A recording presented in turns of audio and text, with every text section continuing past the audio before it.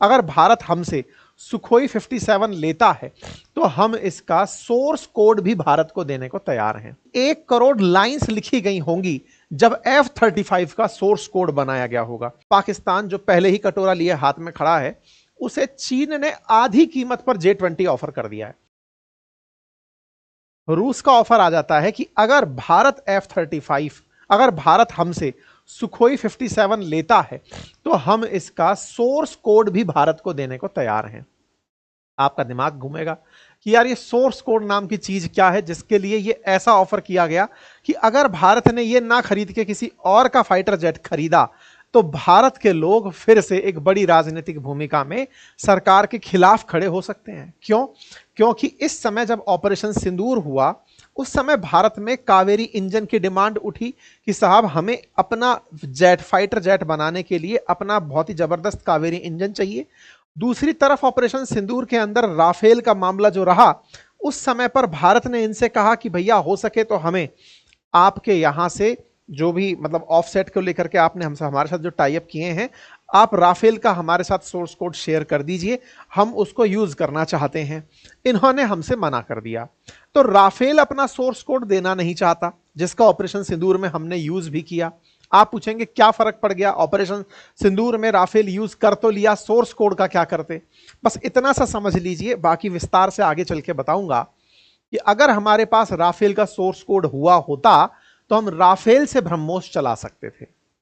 France ने जिस तरह से हमें अपना राफेल बेचा है, सेटिंग उसके सॉफ्टवेयर की ऐसी है जैसे आईफोन के अंदर वही एप्लीकेशन चल सकते हैं जिन्हें एप्पल अपने द्वारा ऑथराइज करता है, ये एंड्रॉयड की तरह नहीं होते। वहीं दूसरी ओर रूस अपने फाइटर जेट को एंड्रॉयड की तरह बनाकर दे रहा है कि आप अगर हमसे सोर्स कोड लेते हैं तो आप ब्रह्मोस को भी हमारे फाइटर जेट से दाग सकते हैं। ब्रह्मोस दुनिया की सबसे बेहतरीन क्रूज मिसाइल है। राफेल दुनिया का 4.5 जनरेशन का फाइटर जेट है। हम अपनी सबसे बढ़िया क्रूज मिसाइल को उस फाइटर जेट पर नहीं लगा पाए। वहीं इन्होंने जो खुद से हमें स्कैल्प मिसाइल दी थी, मीटियोर मिसाइल दी थी, वो हमको बेची और बेच करके उन्हीं का यूज करने की परमिशन दी। अगर भारत की तरफ से ब्रह्मोस का इस्तेमाल किया जा सकता होता तो निश्चित ही एक और बढ़िया डेडली कॉम्बिनेशन बनकर आता। इस बात को समझते हुए रूस ने हमें ना केवल अपनी तरफ से सुखोई 57 ऑफर किया, बल्कि यह भी कह दिया कि अगर आपको आवश्यकता हो तो मैं आपके लिए सोर्स कोड भी दे दूंगा। सोर्स कोड में आपके पास हमारी सारी टेक्नोलॉजी कि ये फाइटर जेट कैसे ऑपरेट होता है, ये समझिए जैसे आज मैं आपके सामने जिस लैपटॉप के माध्यम से, जिस कंप्यूटर के माध्यम से लाइव आया हूं, उसके पीछे जो मशीन चल रही है, लैपटॉप के अंदर एक प्रोसेसर चल रहा है, एक टेक्नोलॉजी चल रही है जो कि इस पूरे काम को प्रोसेस करके आप तक पहुंचा रही है। जिसका जितना बढ़िया प्रोसेसर हुआ, जितना बढ़िया उसका प्रोग्राम हुआ, वो उतना अच्छा रिजल्ट प्रोड्यूस किया। फाइटर जेट्स के अंदर सोर्स कोड एक ऐसा ही समझिए सॉफ्टवेयर प्रोग्राम होता है। आसान भाषा में कहूं तो ये एक ऐसी कोडिंग है जिस कोडिंग को लिखने में ना जाने कितने टेक्नोलॉजी वाले लोग लगे होते हैं। आधा और एक उदाहरण से समझाऊं तो समझिए कि 1 करोड़ लाइंस लिखी गई होंगी जब F-35 का सोर्स कोड बनाया गया होगा। मतलब उसके सॉफ्टवेयर में कम से कम 10 मिलियन लाइंस लिखी गई होंगी। ऐसा मतलब इंफॉर्मेशन मार्केट में उपलब्ध है। तो 10 मिलियन के आसपास अगर लाइन लिखने से एक कंपनी का सोर्स कोड बनता है तो विचारणीय तथ्य है कि सुखोई 57 का भी सोर्स कोड कितने समय में तैयार हुआ होगा जिसे वो भारत को देने को तैयार हुआ है। इस तरह की सुविधाएं देते हुए रूस अगर हमें सुखोई 57 ना बेच पाए, हम कावेरी इंजन पर सहयोग ना ले पाए और हम उसके बावजूद भी ऑपरेशन सिंदूर के अंदर ब्रह्मोस ना इस्तेमाल कर सकने वाला राफेल ही यूज करते रहे या उसको ही खरीदते रहे, तो देश में सवाल तो उठेंगे कि सरकार की ऐसी क्या मजबूरी रही कि उसने फ्रांस से राफेल तो खरीद लिया या अमेरिका का F-35 तो कंसीडर कर लिया, लेकिन सुखोई के साथ निकलकर नहीं आए। यह सवाल निश्चित ही आने वाले समय में पूछा जा सकता है। Sukhoi 57 stealth fighter jet Bharat after all इतनी सारी खूबियों के कंसीडर क्यों नहीं कर रहा है, या फिर क्या पता हमें कर रहा हो और हम बस बता ना रहे हो, भारत के बीच में कंसीडरेशन में ये चल रही हो। जैसा मैंने आपको बताया कि सोर्स कोड फाइटर जेट का एक बहुत इंपॉर्टेंट पार्ट होता है, वो तो मैंने आपके सामने बता दिया। लेकिन डसॉल्ट एविएशन का जो हमारे पास में राफेल है, उस राफेल के लिए सोर्स कोड हाल ही में इनकार किया गया कि हम भारत को सोर्स कोड नहीं देंगे। ये थोड़े दिन पहले सुर्खी बना।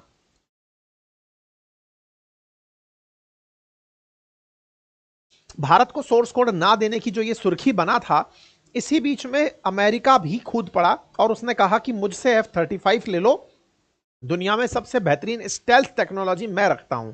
दिमाग दौड़ने लगा कि यार ऐसा इन 5th जनरेशन फाइटर जेट्स में होता क्या है। तो आसान भाषा में एक जवाब होता है और वो ये कि ये फाइटर जेट्स बहुत तेज उड़ते तो हैं ही, पकड़ में नहीं आते हैं। मतलब ये फाइटर जेट जब हमला करने जाते हैं तो जिसकी टेरिटरी में ये हमला करने जाते हैं वहां के रडार इसे नहीं पकड़ पाते।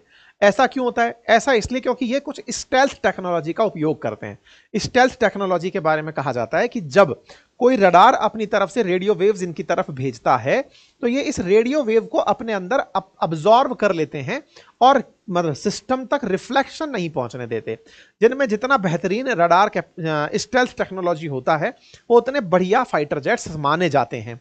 5th जनरेशन की ये एक खास बात होती है। बाकी इनके अंदर एजिलिटी होना, इलेक्ट्रॉनिक वारफेयर में शामिल होना, खुद से इनके अंदर अवॉक सिस्टम लगे होना, मल्टी रोल कॉम्बैट एक्सरसाइजेज में सक्सेसफुल होना, बेहतरीन मैनोवरिंग होना, ये अतिरिक्त पार्ट हैं जो 5th जनरेशन में होते हैं। लेकिन जिसको सबसे टॉप मोस्ट माना जाता है वो है इनका पकड़ में ना आना। बाकी आवाज की गति से दूसरा चलना और तब उन्नत किस्म के वेपन्स को यूज करना, बैठे बैठे इलेक्ट्रॉनिक वारफेयर कर लेना, ये तमाम चीजें हैं। क्रूज सिस्टम लगे होना, मतलब मैक 2 की स्पीड पर क्रूजिंग के अंदर लंबे समय तक चले जाना, वजन की तुलना में कई गुना अधिक तक वजन उठा लेना, बहुत सारी मिसाइलों को एक साथ लॉन्च कर देना, ये अन्य फैसिलिटीज के रूप में चीजें काउंट की जाती हैं। अच्छा साहब, दुनिया में अगर 5th जनरेशन फाइटर जेट्स की इस समय कंपैरिजन कराई जाए तो अमेरिका 5th जनरेशन कैटेगरी में 2 फाइटर जेट रखता है, एक F-22 रैप्टर और दूसरा F-35 लाइटनिंग। वहीं चाइना अपना J-20 बना चुका है। J-20 की कहानी क्या है कि चीन ने जो J-20 बनाया है इसकी भी कहानी बड़ी रोचक है साहब। चीन का J-20 fighter jet 5th generation fighter jet है। इन्होंने अभी तक अपनी सेना में इसे शामिल नहीं किया है, लेकिन ये पाकिस्तान को देने को तैयार हो गए हैं। इसकी चर्चा हम करेंगे। दूसरी तरफ है सुखोई 57। इसके साथ दिक्कत क्या है? दुनिया का अमेरिका के प्रभाव में रहते हुए इसकी खरीदारी से बचना। अमेरिकी मीडिया ने इसके बारे में कह रखा है कि इसकी स्टेल्थ टेक्नोलॉजी इतनी पावरफुल नहीं है जितनी और फाइटर जेट्स की पावर टेक्नोलॉजी है। मतलब इसे रीच किया जा सकता है, पकड़ा जा सकता है, ऐसा मार्केट के अंदर मीडिया कवरेज के माध्यम से जानकारी निकलती है कि सुखोई तुलनात्मक रूप से स्टेल्थ में थोड़ा कम है। बाकी तो एजिलिटी और मैनोवरेबिलिटी तो इसकी जबरदस्त मानी जाती है। खैर, सुखोई की अपनी विशेषताएं हैं और इन विशेषताओं में रूस के द्वारा ये जो हमारे सामने ट्रंप कार्ड चला गया है, ये असल में चला ट्रंप के कारण ही गया है। फरवरी में जब प्रधानमंत्री मोदी अमेरिकी यात्रा पर थे और ट्रंप से मुलाकात कर रहे थे तो ट्रंप ने उस समय भारत के साथ F-35 जेट्स की बातचीत की थी। भारत को अमेरिका हमेशा से ही अपने फाइटर जेट्स बेचना चाहता है। भारत के पास अमेरिका के फाइटर जेट्स में से कोई नहीं है। फाइटर जेट्स ना होना, हमारे पास मालवाहक हरक्यूलिस जैसी चीजें हैं, युद्ध के लिए गोला फेंकने वाली चीजें नहीं है। अमेरिका चाहता है, क्योंकि फाइटर जेट बहुत महंगी डील होती है, अमेरिका चाहता है कि भारत हमसे फाइटर जेट खरीद ले। फाइटर जेट्स की एक कहानी होती है, वो क्या है? एक बार जिससे आपने फाइटर जेट ले लिया, आपको उस देश पर निर्भर होना पड़ता है। मतलब ये ऐसा है कि ये माल ले लिया तो अब आपको डिपेंडेंट रहना पड़ेगा कि आपने 50 ले लिए तो अगले बार के लिए फिर आपको सर्विसेज भी उसी से लेनी है, उसके ऑपरेशंस भी उसी से लेना है। मतलब निर्भरता बढ़ जाती है। ये जैसे गाड़ी खरीदने के बाद चीजें खत्म नहीं हो जाती, सर्विस सेंटर से आपको व्यवहार रखना पड़ता है, वैसे ही फाइटर जेट के साथ होता है। फाइटर जेट ले लिया तो उस देश के साथ आपको फिर फ्यूचर के संबंध रखने पड़ते हैं। ठीक है साहब, अमेरिका हमारे साथ F-35 के लिए लगा रहा। अमेरिका का F-35 भारत के एयर शो में भी प्रेजेंट हुआ। बेंगलुरु के अंदर हमारा एक एयर शो होता है जिसको एरो इंडिया नाम दिया गया। उसमें हम लोगों ने बुलाया दुनिया के बढ़िया फाइटर जेट्स की, जिनको बेचना है चले आओ। इसमें अमेरिका ने F-35 भेजा और रूस ने सुखोई भी भेजा। राफेल वाफेल ये सब आकर खड़े हुए, दोनों ने अपने अपने करतब दिखाए। उन करतब में सुखोई उस समय लोगों का ध्यान इसलिए खींच गया क्योंकि साहब रूस ने इसे सबसे सस्ता ऑफर कर दिया कि मैं सबसे सस्ता आप लोगों को सुखोई 57 देने को तैयार हूं। अच्छा, इतना उत्साहित क्यों है रूस? क्योंकि इसे पता है कि भारत उसका पुराना क्लाइंट है। अगर ये निकल गया तो आने वाले समय में सर्विस सेंटर बंद हो जाएंगे, मतलब भारत हमसे और नहीं खरीदेगा। तो इसको अपनी तरफ से मार्केट के अंदर तो रीच चाहिए ही चाहिए। और अभी भारत पाकिस्तान के हॉस्टाइल सिचुएशंस में इन्हें चाहिए कि भारत अगर तत्काल प्रभाव से हमें खरीद लेता है तो हमारे लिए एक बहुत अच्छा ब्रॉड रीजन निकल कर आ जाएगा कि हाँ, भारत के साथ लंबा रिश्ता आगे आने वाले समय के लिए भी जुड़ गया है। खैर, इस बीच में ये हम लोगों को ये ऑफर करते करते आगे निकलते हैं और कहते हैं कि आपको हम अतिरिक्त रूप से सोर्स कोड भी दे सकते हैं। अब आप पूछेंगे, फरवरी में एरो शो हुआ था, इसके बाद में अचानक ये खबर आ कहां से गई? ये कह रहे हैं कि हम भारत को अपनी तरफ से सोर्स कोड भी दे सकते हैं। ये बात अचानक क्यों आई? इसके पीछे की कहानी क्या है? पीछे की कहानी बड़ी इंटरेस्टिंग है। इंटरेस्टिंग क्या है? जब भारत और पाकिस्तान के बीच ऑपरेशन सिंदूर की ये जो कहानी चल रही थी, पहलगाम और उसके बाद भारत का ऑपरेशन सिंदूर, उस समय दोनों ही देशों ने अपनी तरफ से अपनी सुरक्षा व्यवस्थाओं का मुआयना करना शुरू किया कि हमें क्या चाहिए और हमें किस तरह से अपने आप को और अपडेट करना है। राफेल की जरूरत भी हमें महसूस हुई कि भाई राफेल हमें और चाहिए होंगे अगर हमको आगे से दोनों फ्रंट पर लड़ना है। जिस तरह से पाकिस्तान के साथ आकर के रूस खड़ा हो गया, अगर हमें पाकिस्तान के साथ खड़ा होकर के चीन जैसे खड़ा हो गया, ऐसे अगर हमें दोनों फ्रंट पर लड़ना हुआ तो हमें अपने स्क्वाड्रंस की संख्या बढ़ानी पड़ेगी।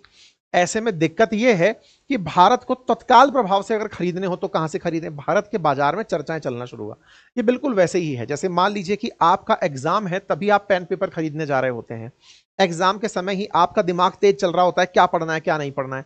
गर्मी की छुट्टियों में आप किताबों पर ज्यादा फोकस नहीं करते। एग्जैक्टली देश का एग्जाम होता है युद्ध, उस समय फाइटर जेट्स की जरूरत पड़ती है कि अब क्या खरीदना है बताइए। उस समय देश डिसीजन ले रहा होता है। जैसे पाकिस्तान के सामने इस समय चाइना पहुंच चुका है और चाइना ने बकायदा उसके टेबल पर ऑफर कर दिया है 5th जनरेशन फाइटर जेट और कहा है कि मेरे से J-20 ले लो पाकिस्तान वालों। पाकिस्तान जो पहले ही कटोरा लिए हाथ में खड़ा है, उसे चीन ने आधी कीमत पर J-20 ऑफर कर दिया है। मतलब चीन ने फाइटर जेट बनाया और फाइटर जेट को बनाकर खुद की एयरफोर्स में शामिल करने से पहले ही पाकिस्तान को आधे दामों पर साझा कर दिया।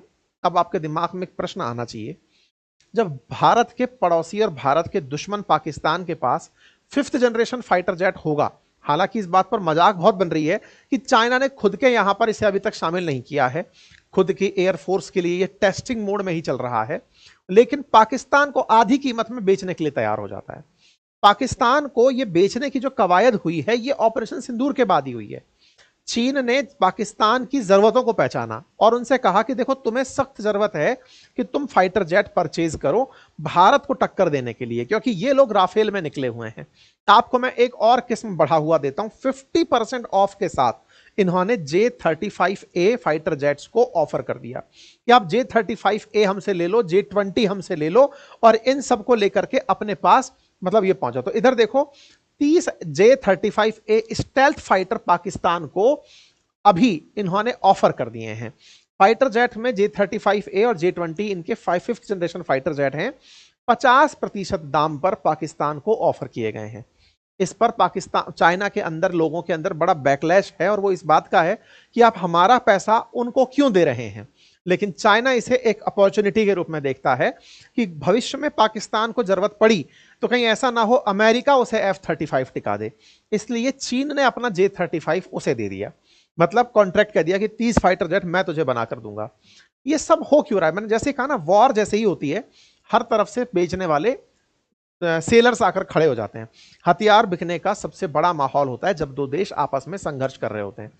ऐसे में ही रूस उतर के आता है कि उसको समझ में आया कि अगर चीन इसको J-35 बेचने में कामयाब हो गया तो अब ये चाइना से मतलब पाकिस्तान रूस से तो अब वेपन लेगा नहीं।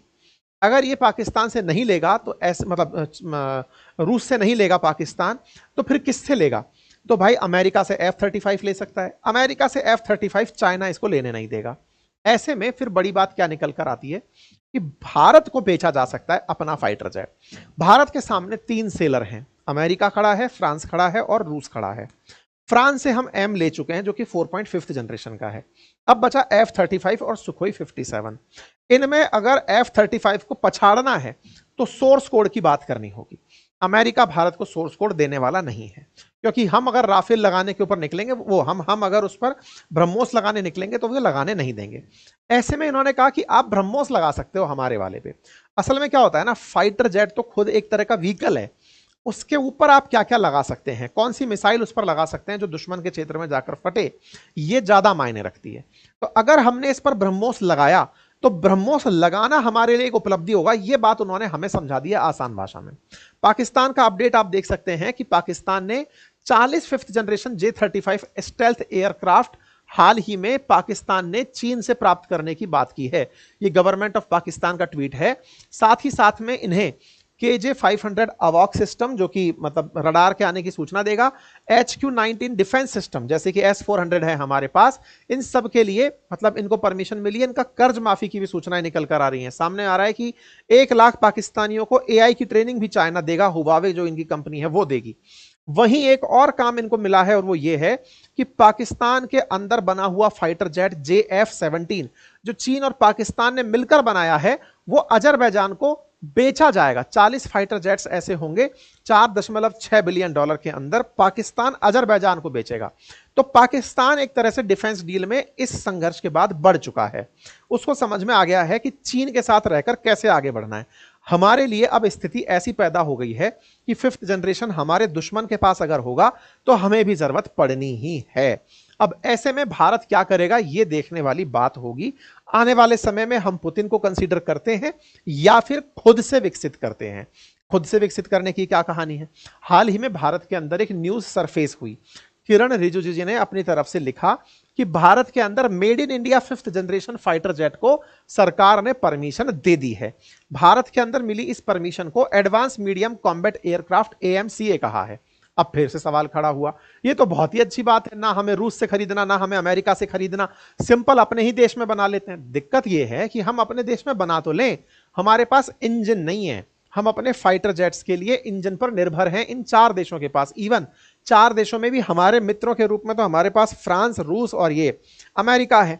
तीनों ही लोग हमको इंजन देने को तैयार नहीं है। फाइटर जेट की सबसे बड़ी जो आत्मा है वो इंजन है। आज भी हमारे जो तेजस खड़े हैं, LCA कॉम्बैट तेजस जो खड़े हैं, उनके अंदर भी अमेरिकी इंजन आकर लग रहे हैं। तो ऐसे में इंजन ही नहीं हुआ तो 5th जनरेशन फाइटर जेट का हम घोषणा करके भी क्या कर लेंगे? इसलिए आवश्यकता है कि हमारे साथ टेक्नोलॉजी ट्रांसफर किया जाए।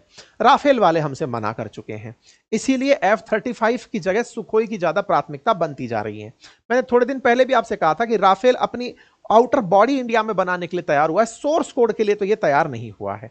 तो भारत को चाहिए कि राफेल पर एक बार वापस से थॉट दिया जाए, ये देखा जाए कि अगर ये नहीं दे रहा है तो क्या हम राफेल की डील की जगह सुखोई 57 ही परचेज कर लें? क्या सुखोई 57 परचेज करके हम 5th जनरेशन में भी एंट्री करके रूस के साथ मेक इन इंडिया को भी बूस्ट कर पाएंगे? सोर्स कोड मिलने से हम अपने वेपन भी यूज कर पाएंगे। ये देखना होगा, भारत को ये डिसीजन लेना होगा कि अब किस तरफ हम आगे बढ़ें। डिफेंस के सेक्टर में ये बहुत बड़ा कॉल होगा। जब हमारे वायुसेना के जो अध्यक्ष हैं उनसे पूछा गया कि क्या हम लोग सुखोई लेने F-35 लेने जा रहे हैं, तो उन्होंने एक बहुत अच्छा स्टेटमेंट दिया था और वो कहा था कि ये कोई हम वॉशिंग मशीन खरीदने नहीं जा रहे हैं कि गए और परचेज कर लाए। बहुत सारी चीजें हमें उसके बारे में विचारनी होंगी कि हमारे लिए क्या बेहतर है। खैर जो भी बेहतर हो, रूस का ऑफर हमारे सामने है। बाकी आपको क्या लगता है कमेंट बॉक्स में अपनी राय जरूर रखें। फिलहाल के लिए इतना ही। चैनल पर नए हैं तो सब्सक्राइब कर लें। बहुत बहुत धन्यवाद।